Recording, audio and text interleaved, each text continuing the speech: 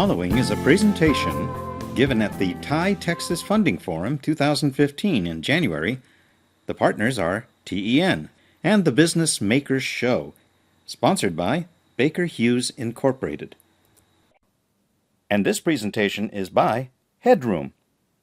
Headroom. So with that, we'll pass it to Mitchell London. Thank you so much for your presentation. Okay. So as Paul said, my name is Mitchell London, and I'm going to present Headroom. Our company is in the education industry, and specifically we're in the exam prep segment of the education industry. We focus on SAT and ACT and PSAT test prep, and we're expanding into English as a foreign language in global markets, particularly East Asia. So the first thing I'd like to mention here is that we're an already established company with a product in the market. Our flagship product is called College Success, and it's the top-ranked product for SAT prep. Our business model is to build upon that and create a powerhouse in online private coaching. So basically, it'd be coaching through a system that's similar to this WebEx that we're experiencing right now. This slide is showing an advertisement I saw in Hong Kong last month, and it's a really interesting thought on many levels. Our management team is extremely experienced. I'm going to talk just briefly about the two founders, myself and Dr. Knight. I attended Harvard and Carnegie Mellon. I was one of the earliest Microsoft employees, and I formed a company that I had sold in 1997. Dr. Knight used to be emeritus chair professor at UT Austin. He was a Stanford professor. He went on to be the dean of the business school at Seattle Pacific University. Undergrad, he went to Yale, PhD, Carnegie Mellon.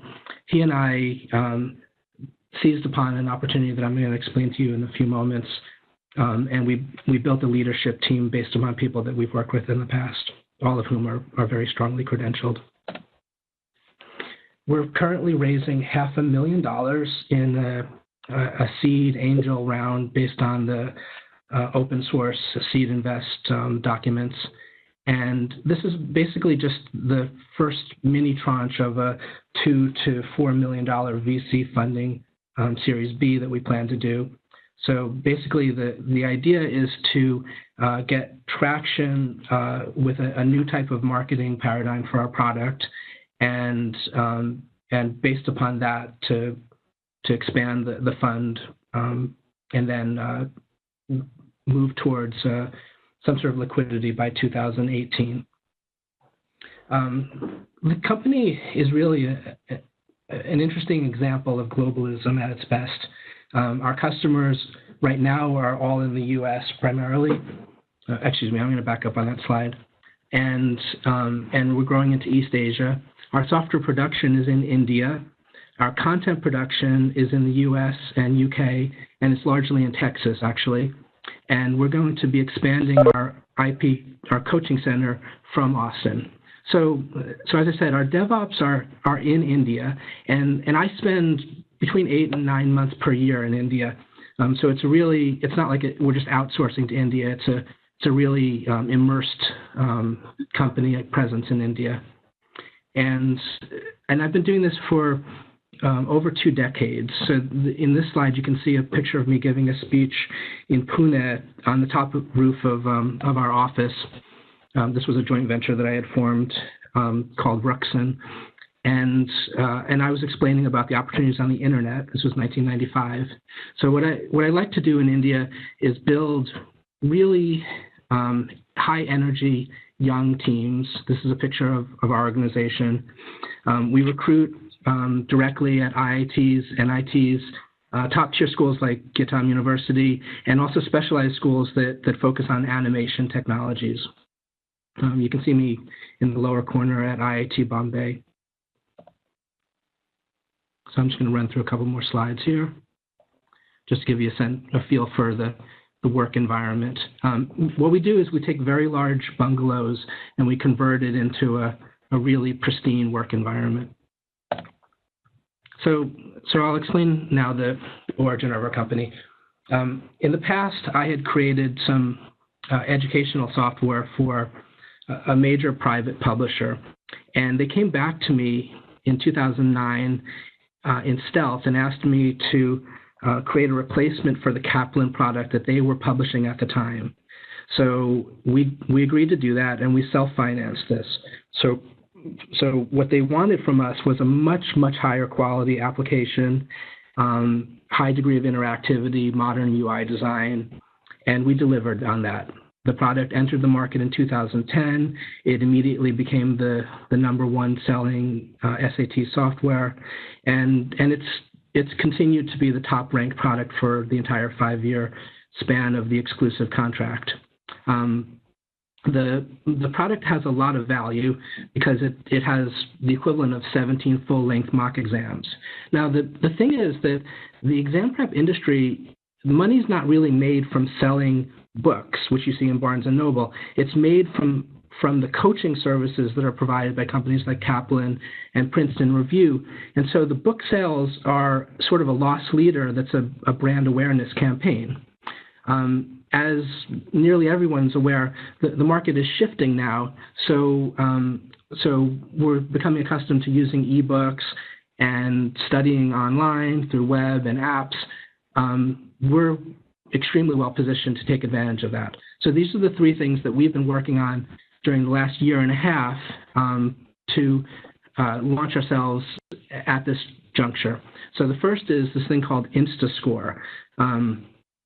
The 99% of the market continues to, I'm sorry, the slides are moving fast, to utilize paper-based testing methodologies, because the exams are given that way, and students and their parents are familiar with that.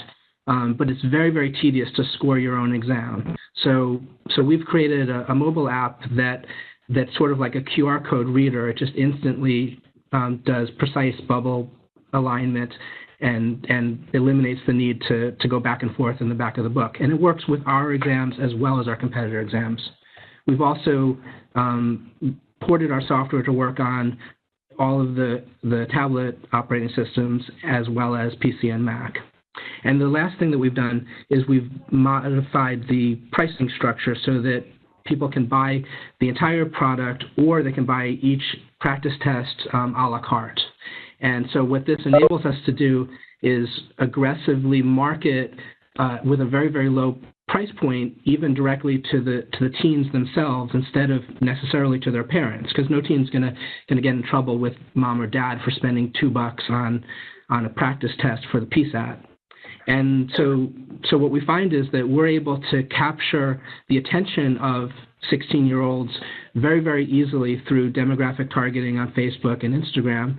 And ultimately, we want their parents to be aware of their use of our product and the availability of our private one-on-one online-based coaching services, which cost several $100s. So the objective of our company with the funding is to create a massive ad saturation for the teens and most of the parents. We're talking about spending upwards of $100,000 per month, mostly to create the brand awareness, the initial downloads. The money is made mostly from the tutoring services. So we're expecting that about $13 of revenue will be generated on average from the active users, and then a high degree of them will upsell. By high degree, I just mean like single-digit percentage points. The pricing model, as you can see in this slide, is about half of what it would cost to go to a brick-and-mortar testing center, but it still gives us 60% gross margin because our operating costs are much lower due to the inherent nature of it. The business is driven by a methodical expansion of the ad budget, so it's not based on some sort of like virality just driving it. We are going to identify exactly which niches psychologically attract people and just continue to just hammer on that. So so our expectation is that we can reach a saturation point in the U.S. market with about a $4 to $6 million budget, but the global market, which is English as a foreign language, largely in China, Hong Kong, Singapore, enables us to continue the exponential growth rate beyond that. So as you can see from our website, it's a very aspirational ad campaign theme. We focus first on the anxieties and then on, the accolades that they'll get if they get admitted to an elite school. Getting into an elite school is a true source of anxiety. The number of students that go to top-tier schools that go to universities in general has doubled. On top of that, we now have 500,000 students from China, South Korea, and India going to school in the U.S. So it's extremely competitive to get into an elite university in the U.S. And that anxiety is what drives test prep. So it creates a $50 million market for test prep materials, and it creates a $200 million market for coaching services. The market outside of the U.S. is a different beast entirely, and it's massive. It's estimated that $36 billion is spent on English coaching alone in East Asia, and the business model is nearly identical. Basically, people buy the books, and then they start using services. So our financial forecast visualized here, you can see that there's a swing towards services as the revenue driver in the company, and that's a natural outcome of the marketing strategy. And what it leads to is a nice target EBITDA of about $2.5 million from 2018 forward. And that would justify an exit value somewhere between $60 and $150 million, depending upon the prospects for continued growth at that level. So I would encourage everybody to read more about the deal itself. The PPM is posted at fundable.com. You can find it by searching for our name, Headroom, and I'll be happy to answer any further questions about it. Thank you. Great. Thank you so much. Questions have come in already. If the panelists have more questions, please go ahead and type them in. So first is, can you please describe how proprietary your content is? There's two types of content. There's the software, and there are the mock exams. The mock exams are simply protected by the type of copyright that exists for a printed book.